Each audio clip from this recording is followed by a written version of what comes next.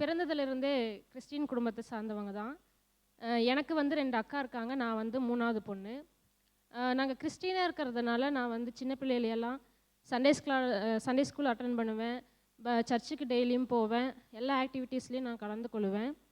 அப்படித்தான் என் லைஃப் போயிட்டுருந்துச்சு. அப்புறம் என்னோடய டீனேஜ் வயசில் வாலிப வயதில் நான் சில தவறுகளுக்கு அடிமையாக இருந்தேன். சில பாவங்கள் செய்ய ஆரம்பிச்சிட்டேன். அதனால் எனக்குள்ளாகவே ஒரு சமாதானம் இல்லாமல் இருந்தது, சந்தோஷம் இல்லாமல் இருந்தது. அது மாத்திரம் இல்லாமல் என்னுடைய படிப்புகள் எல்லாம் நான் ரொம்ப கம்மியாக இருந்தேன். மார்க்ஸ் எல்லாம் கம்மியாக எடுத்தேன். அது மாத்திரம் இல்லாமல் எங்கள் அப்பா மிக குடிகாரர். அவர் 16 வயதிலிருந்தே அவர் ட்ரிங்க்ஸ் குடிக்க பழக்கப்பட்டவர். அவர் அதிகமாக கடன்கள் வாங்கிட்டார். அதனால் அநேக பிரச்சனைகளை நாங்கள் என்னுடைய வாலிப வயதில் நாங்கள் சந்தித்தோம். இன்னும் அவர் வாங்கின கடனால் எல்லாரும் எங்கள் வீட்டுக்கு முன்னாடி சத்தம் போடுகிற நிலைமையெல்லாம் ஏற்பட்டது. இதெல்லாம் என்னால் தாங்கவே முடியாமல் நான் ரொம்ப கஷ்டப்பட்டு கொண்டிருந்தேன். எனக்கு உறவினர்களும் அப்போ எங்களுக்கு ஹெல்ப் பண்ணலை, ஃப்ரெண்ட்ஸும் ஹெல்ப் பண்ணலை, யாருமே எங்களுக்கு ஹெல்ப் பண்ணலை. என்னடா பண்ணுறது அப்படின்னு சொல்லி நாங்கள் நினச்சிட்டு இருக்கும்போது அம்மாவுக்கும் அந்த அளவுக்கு விவரம் இருக்காது, அப்பாவும் இப்படி இருக்காரு, நாங்கள் 3 பொண்ணுங்க தான், என்ன பண்ணுறதுன்னு தெரியாத ஒரு சூழ்நிலையில் நாங்கள் இருந்தோம். அப்போ எங்கள் சர்ச் பவானியில் சிஎஸ்ஐ சர்ச்சில் ஒரு யூத் மீட்டிங் வச்சுருந்தாங்க. அந்த யூத் மீட்டிங்க்கு நாங்கள் போய் அட்டன் பண்ணியிருந்தோம். அப்போ ஒர்ஷிப் டைமில் அவங்க ஒர்ஷிப் பாடிட்டு இருந்தாங்க. அந்த பாடல்கள்லேயே எனக்கு ரொம்ப பாரமாக இருந்தது.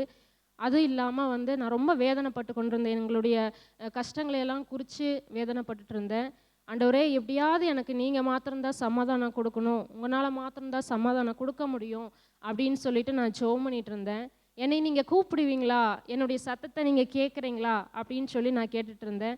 அப்போ அந்த ப்ரேயர் டைமில் அந்த நடத்திட்டு இருந்த அந்த பாஸ்டர் சொன்னாங்க, மகளே நீ கலங்காதே, நான் உன்னுடைய விண்ணப்பத்தை கேட்டுட்ருக்கிறேன்னு ஆண்டவர் சொல்கிறாரு. நீ முன்ன உன்னுடைய பாவங்களை அறிக்கையிட்டு நீ ஜெபம் பண்ணி நீ கடவுளை ஏற்றுக்கொண்ட அப்படின்னா உனக்கு எல்லாமே நல்லதாக நடக்கும், சமாதானம் கிடைக்கும்னு சொல்லி சொன்னாங்க. நான் இருந்துட்டு என்னத்தான் கூப்பிட்றாரா அப்படின்னு சொல்லிட்டு நான் தயங்கி நின்னேன். இன்னொரு டைம் நான் மறுபடியும் ப்ரேயர் பண்ணும்போது இன்னொரு டைம் அவர் கூப்பிட்டாரு.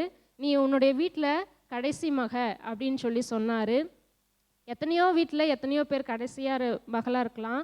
அன்னைக்கு நிறையா யூத்ஸ் எல்லாம் வந்திருந்தாங்க. அப்போவும் கடவுள் என்னத்தான் கூப்பிட்றாரா, என்னத்தான் அழைக்கிறாரா அப்படின்னு சொல்லிட்டு நான் சந்தேகத்தோடு தான் இருந்தேன். 3வது முறையாகவும் என்னை அழைத்தார். நான் போட்டிருந்த ட்ரெஸ்ஸு கலரை சொல்லி என்னை அழைத்தார்.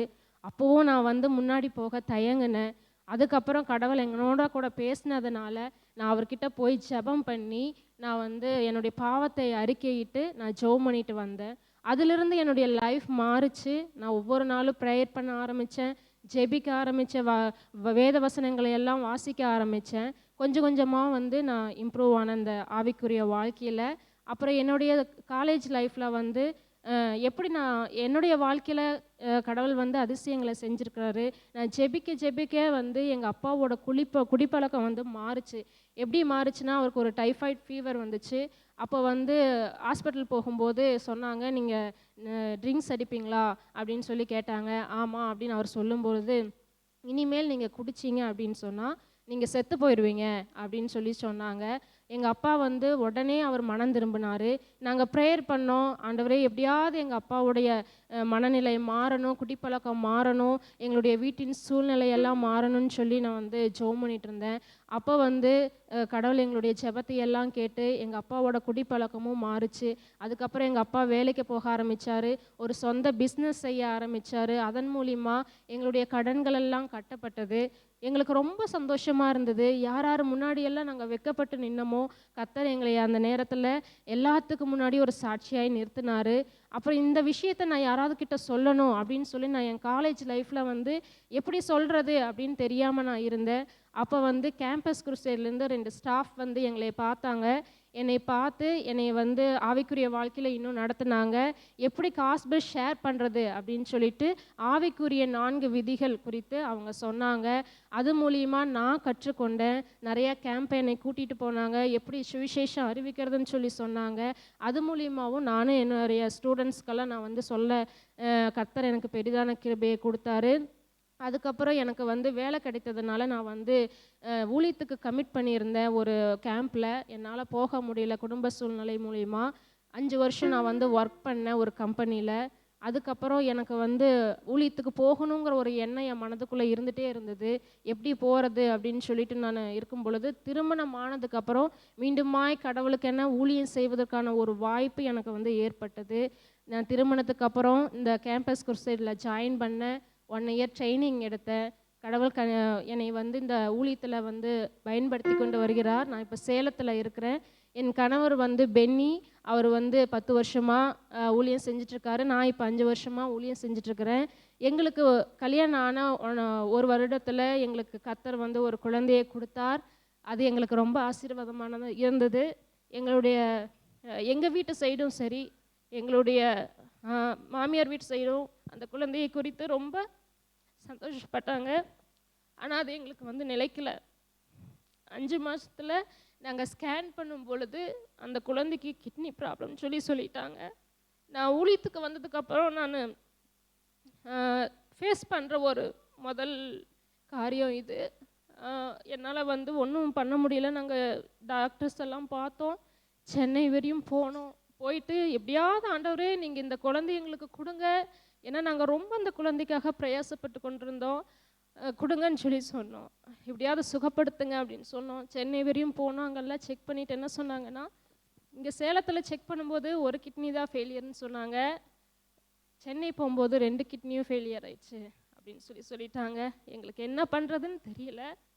இருந்தாலும் அவங்க வந்து சொல்லாமல் சொன்னாங்க. யாரும் டாக்டர்ஸ் அபார்ட் பண்ணுங்கன்னு சொல்ல மாட்டாங்க, அது நம்மளுடைய விஷயந்தான். அதனால் வந்து இதுக்கு மேலே ஏன்னா 6 மந்த் ஆயிடுச்சு, இன்னும் டெலிவரி ஆகிறதுக்குள்ளே அந்த குழந்தை வெடிச்சிருச்சுன்னு சொன்னால், அந்த யூரினரி பிளாடர் வந்து வெடிச்சிருச்சுன்னு சொன்னால் உங்களுக்கு அது பாதிப்பாயிரும் அப்படின்னு சொல்லிட்டு சொன்னாங்க.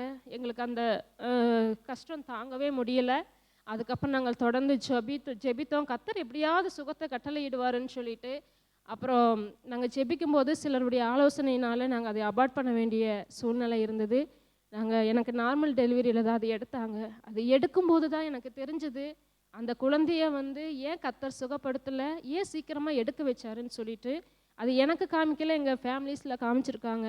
அந்த குழந்தைக்கு இந்த ஒரு பக்கமே வந்து ரொம்ப கருப்பாக ஒரு சுருங்கின மாதிரி ஒரு வயிறு அந்த நிலைமையில் இருந்தது. 2 கிட்னியும் ஃபெயிலியர் ஆனதுனால அந்த குழந்தையோட வயிறு ரொம்ப சுருங்கி கருப்பாக ஒரு மாதிரியாக இருந்தது. அந்த குழந்தையை பார்க்கவே ரொம்ப கஷ்டமாக இருந்தது. கர்த்தர் அந்த நேரத்துலேயும் வந்து கர்த்தர் வந்து நமக்கு ஒரு நல்ல அற்புதத்தை தான் செஞ்சுருக்காரு. ஏன்னா அந்த குழந்தை வளர்ந்து அது எப்படி இருக்குன்னு சொல்ல முடியாது. நம்ம காலம் ஃபுல்லாக நாம் கஷ்டப்படுறதை விட அந்த குழந்தை கஷ்டப்படும் அப்படின்றது மூலிமா எங்களுடைய மனதை நாங்கள் தேற்றி அந்த குழந்தை